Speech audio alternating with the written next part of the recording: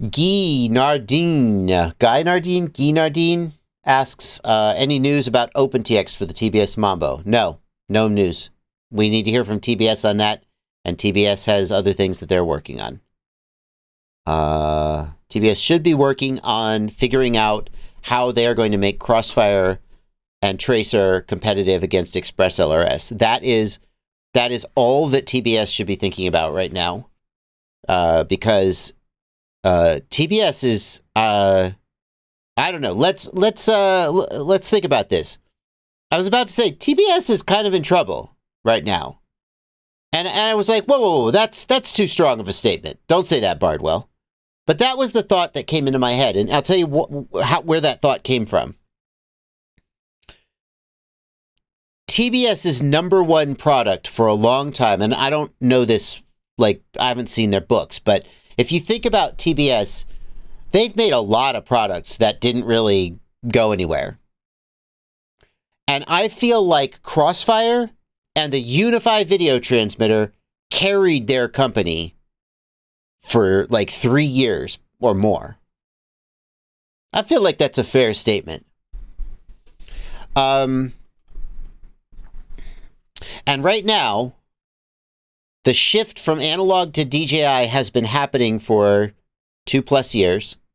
The shift away from analog now includes HD0 and now includes Walk Snail, and someday will include Orca, probably. So we hear. Analog is waning, and there's still a lot of analog pilots out there, but there's a lot of DJI pilots out there. I've heard people estimate numbers higher than 50% of FPV pilots flying DJI.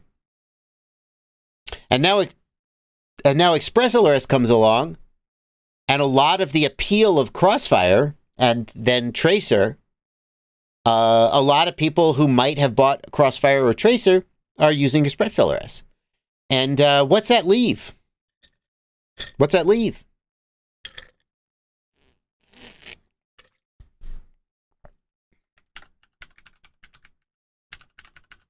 What does that leave?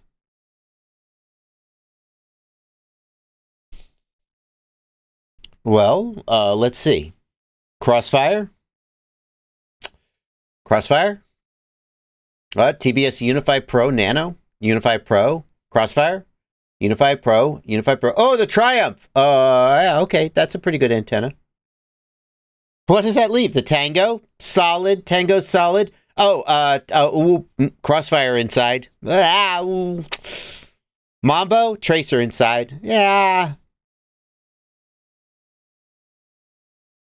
What does that leave? It leaves Mr. Steele. It leaves ethics. Oh, wow. They got other stuff, but just look at their own website to see how much Crossfire is really carrying them. TBS Source 1, that's solid. TBS Oblivion? No. So, I think Crossfire has to be thinking, and by the way, I'm confident that a smart businessman like Trappy already knows this and saw this coming. Because think about what happened when Immersion RC Ghost was released. When Ghost was released, TBS had already been working on Tracer for a long time, and they weren't quite ready to put it out yet. Ghost jumped the gun on them just a little bit. But it's not like they didn't see the potential for 2.4 gigahertz and high frame rates. So they already know that this is happening. They saw this coming, and whatever their next move is, they're already working on it. And we don't know what that move's going to be. But they better get on it. They better get on it.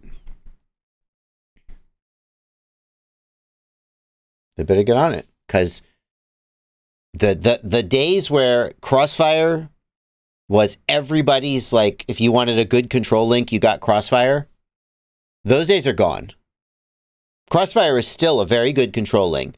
But the days when it was you were poor and you got FreeSky, or you had the money to go Crossfire and you were a king. Those days are gone. There's too many other good choices. And the days where if you wanted a good video transmitter, you bought a Unify are also gone. Unify is still a very good video transmitter, one of the best.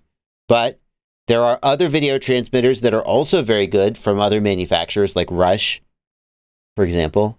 And analog is on its way out, slowly but surely. So it's going to be very interesting.